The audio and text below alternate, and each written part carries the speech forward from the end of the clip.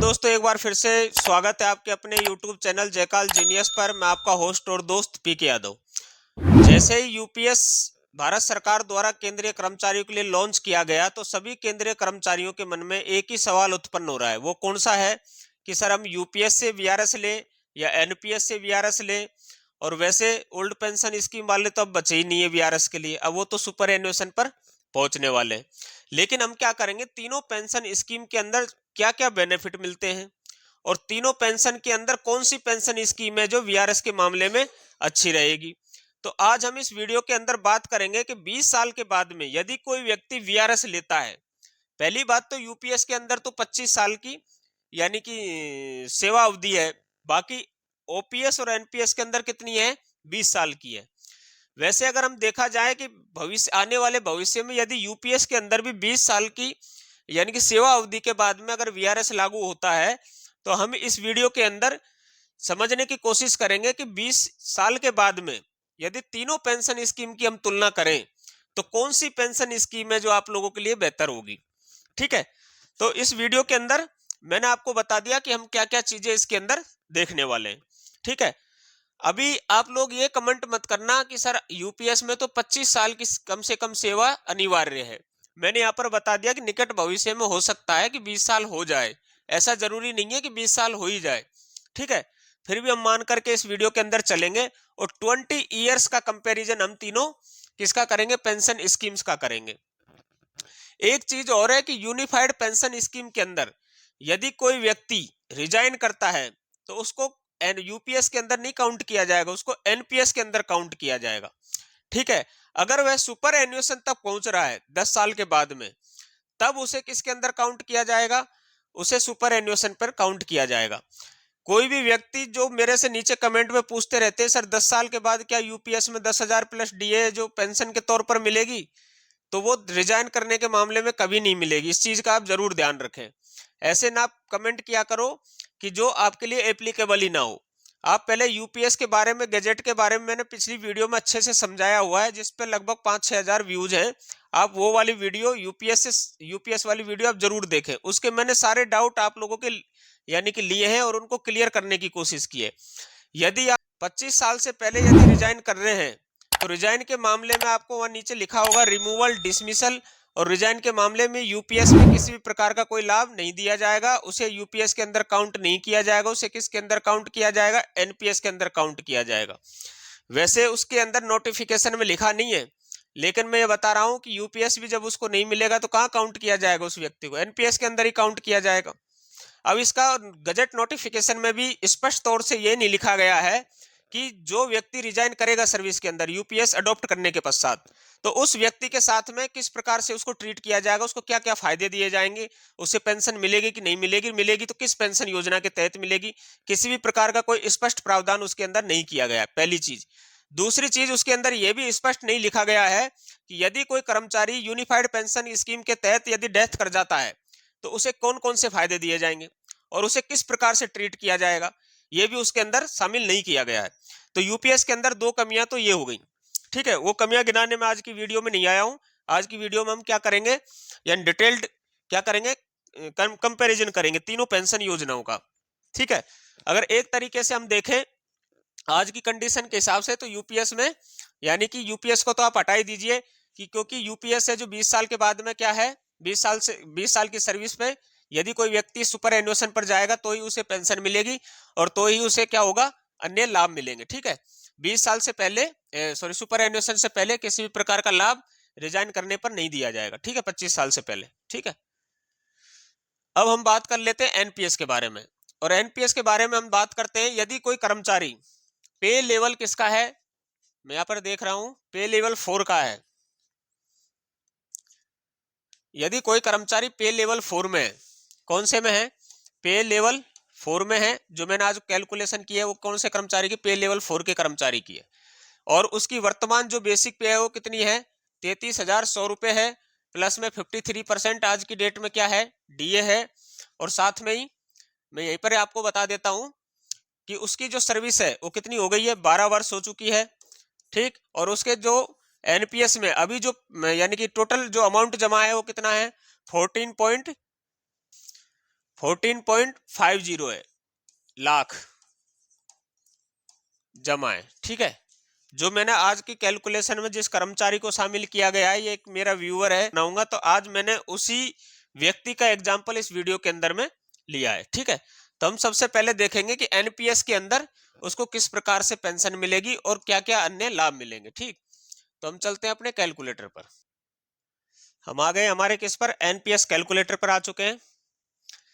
ठीक है, अब मैंने उस व्यक्ति का जिस व्यूअर का डाटा लिया है उसके हिसाब से मैं यहाँ पर देख लेता हूं कि अभी उसकी एज है 34। कितनी एज है? 34 है। करंट एनपीएस जो अकाउंट है उसका, उसमें कितना पैसा जमा है? 14.50 लाख।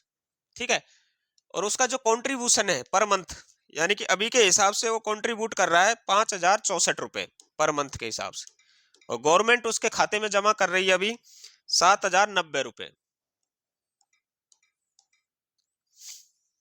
ठीक है, इंक्रीज कंट्रीब्यूशन एवरी ईयर। देखो हम एवरी ईयर इसमें 10% का क्या करेंगे? इंक्रीमेंट करेंगे। किसके अंदर?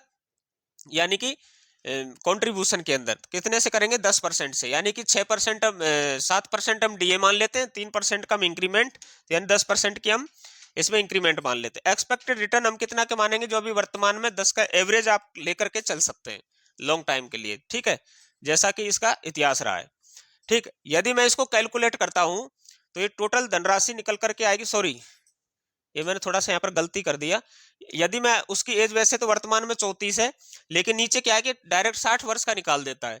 तो हम इस ईयर को मैनेज करने के लिए क्या करेंगे? अभी उसने 12 साल की सर्विस कर ली है, 8 साल की बची है, तो उस एज को मैनेज करने के लिए हम क्या कर देंगे? इसको 52 करना पड़ेगा हमको यहाँ। ठीक है, तो वो उसकी जो 12 साल सर्विस कर लिया, 8 साल पश्चात उसको क्या लेना है? वीआरएस लेना है, तो हमको यहाँ पर 52 ईयर एज करनी पड़ेगी, तब जाके इसका या क्या है 60 ईयर्स यानी 8 साल के बाद की कैलकुलेशन करके आपको दे देगा। ठीक है, तो अपने किया क्या, ये जो उस कर्मचारी की निकल करके आ जाएगी 8 साल बाद की। तो यानी कि जब वह व्यक्ति 20 साल की सर्विस कंप्लीट कर लेगा, जिस कर्मचारी का मैंने एग्जांपल लिया है, जब वो 8 साल के बाद यानी 20 साल की सर्विस कंप्लीट कर लेगा, तो उसके एनपीएस अकाउंट में 55,05,094 रुपए हैं, जो कितने जमा हो जाएंगे? कितने साल में? 20 साल में। 20 वर्ष के पश्चात एनपीएस से वो व्यक्ति क्या ले सकता है? वीआरएस ले सकता है। ठीक है, इसमें टोटल कंट्रीब्यूशन वगैरह, टोटल रिटर्न वगैरह, ये तीनों चीजें जो इसके अंदर दिखाई हुई हैं। ठीक है, अगर हम यहीं से इस व्यक्ति की पेंशन निकालें, तो आप, जैसा कि आप लोगों को मालूम है कि पेंशन के लिए हम जैसे यहाँ क्लिक करेंगे तो उसकी पेंशन उस व्यक्ति की निकल करके आ जाएगी। मैंने पेंशन पर क्लिक किया। अभी क्या है नियम? वीआरएस के समय पर एनपीएस अकाउंट से आप मात्र 20% ही धनराशि है जो निकाल सकते हैं, और 80% की आपको क्या लेनी पड़ेगी? एन्युटी खरीदनी पड़ेगी। एन्युटी पे हम 6% ज्यादा से ज्यादा इंटरेस्ट रेट हमें मिल सकता है। ठीक है, एक प्रकार का बीमा योजना के जैसे होता है, जितना की बीमा कंपनियां 6% के आसपास से क्या देती है? इंटरेस्ट देती है। ठीक है, तो इस प्रकार से हम देखें तो वो विड्रॉल अमाउंट इतना कर लेगा, 11 लाख रुपए तो वो विड्रॉल के तौर पर उसको मिल जाएंगे। कितने रुपए? यानी एक मुश्त धनराशि, यानी 20% पैसा कितना हो गया उसका? 11 लाख, यानी 55 लाख में से 11 लाख रुपए तो उसको मिल जाएगा, और 22,020 रुपए की क्या हो जाएगी? उसकी वीआरएस पर उसकी पेंशन मिलना शुरू हो जाएगी।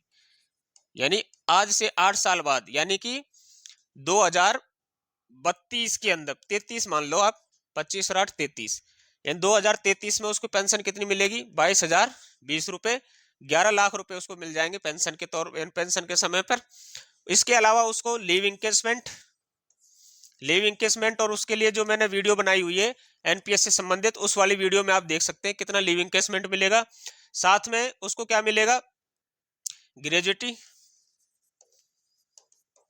ठीक है, ग्रेजुटी के लिए मैंने अलग से वीडियो बनाई हुई है, आप वहां जाकर के देख सकते हैं। लिविंग केसमेंट, ग्रेजुटी, ये एनपीएस वाली वीडियोज के अंदर, और ग्रेजुटी है जो एनपीएस, ओपीएस और यूपीएस, इन तीनों की ग्रेजुटी के लिए मैंने फॉर्मूला बताए हुए, उसके अंदर आप जाकर के मेरे चैनल पर विजिट करके इन दोनों के बारे में आप गणना कर सकते हैं। तो अभी मैं यहाँ पर खाली पेंशन के बारे में बात की है मैंने यहाँ पर। ठीक है, अभी हम देखें कि सर कि ओल्ड पेंशन स्कीम से अगर वह व्यक्ति वीआरएस जाता तो उसको क्या क्या मिलता। तो ओल्ड पेंशन के अंदर अगर वह व्यक्ति है जो क्या करता है, यानी कि वीआरएस जाता, तो उसको लीव इंकेसमेंट तो सेम मिलता, किसके जैसे? एनपीएस जैसे। ठीक है, ग्रेजुटी भी सेम मिलती, किसके जैसे? एनपीएस जैसे, लेकिन उसको जीपीएफ अमाउंट मिलता, जबकि एनपीएस के अंदर क्या मिलता है, एनपीएस में टोटल कंट्रीब्यूशन का 20% ही धनराशि उसको मिलती है। ठीक है, और जीपीएफ के ओपीएस के अंदर उसको क्या मिल जाता, जीपीएफ मिल जाता। यदि हम इसकी गणना करें तो हम जाएंगे सीधा रिपोर्ट में। रिपोर्ट में हम इसलिए जाएंगे कि जो लास्ट में 8वीं साल में जो वो यानी कि एनपीएस के अंदर पैसा जमा कर रहा है, वो कितना कर रहा है, 2,84,216 रुपए पर एन्युम। यदि हम इसको कैलकुलेट करें, मोबाइल देने एक बार,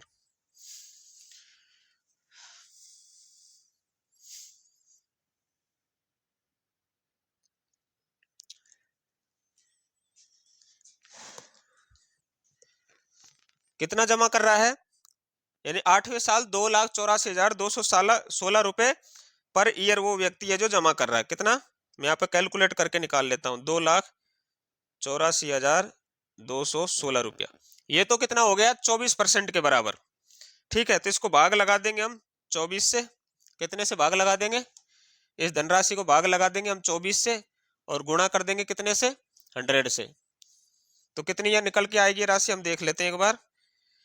ये निकल के आ गई, फिर गुणा कर देते हैं 100 से, तो यानी 11,84,233। तो ये यानी एक साल की क्या हो जाएगी, उसकी पेमेंट हो जाएगी 11,84,233 रुपए। अगर मैं इसको भाग लगा दूं कितने से,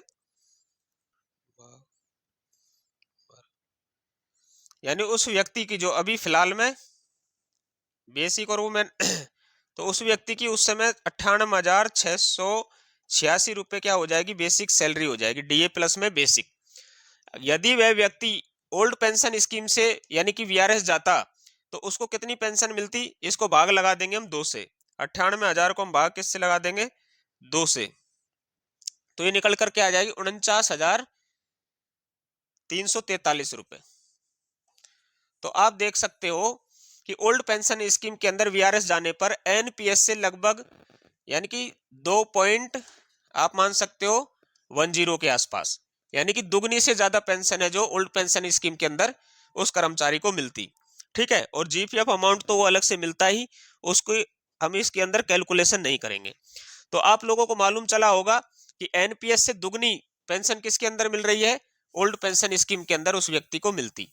ठीक है, अब मैं यहाँ पर पूरी सर्विस की यहाँ पर काउंटिंग करूंगा तो हो सकता है कि एनपीएस के अंदर ओल्ड पेंशन स्कीम के बराबर में पेंशन मिल जाए, लेकिन फिलहाल वीआरएस के मामले में तो आधी पेंशन है जो एनपीएस के अंदर मिलती है।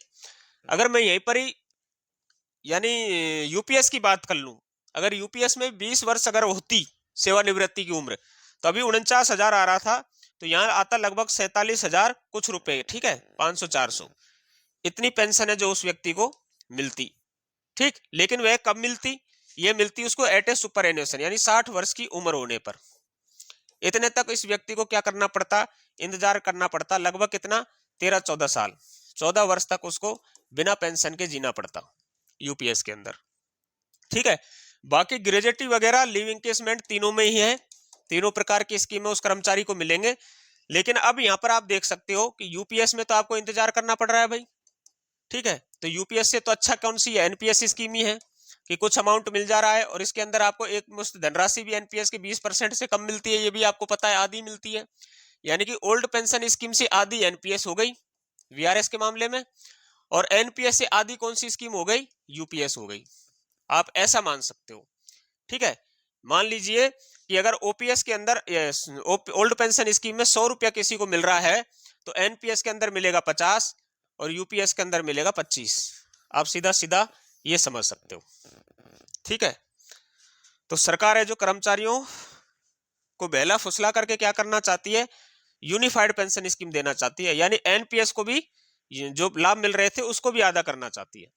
तो इस प्रकार से मैंने यहाँ पर समझाने के आप लोगों को, इस वीडियो को बनाने का मेन मकसद मेरा ये था कि भाई सरकारी कर्मचारी को ना तो यूपीएस चाहिए ना एनपीएस चाहिए, क्या चाहिए, ओल्ड पेंशन स्कीम चाहिए। और मैंने यह समझाने की कोशिश की कि ओल्ड पेंशन स्कीम कर्मचारियों के लिए किस प्रकार से बेहतर होती। ठीक, यदि आप लोगों को मेरे द्वारा दी गई जानकारी अच्छी लगती है तो हमारे चैनल को सब्सक्राइब, वीडियो को लाइक और वीडियो को अधिक से अधिक शेयर करना बिल्कुल ना भूलें। शब्दों के साथ मैं इस वीडियो को करता हूं यही समाप्त। जय हिंद, जय भारत।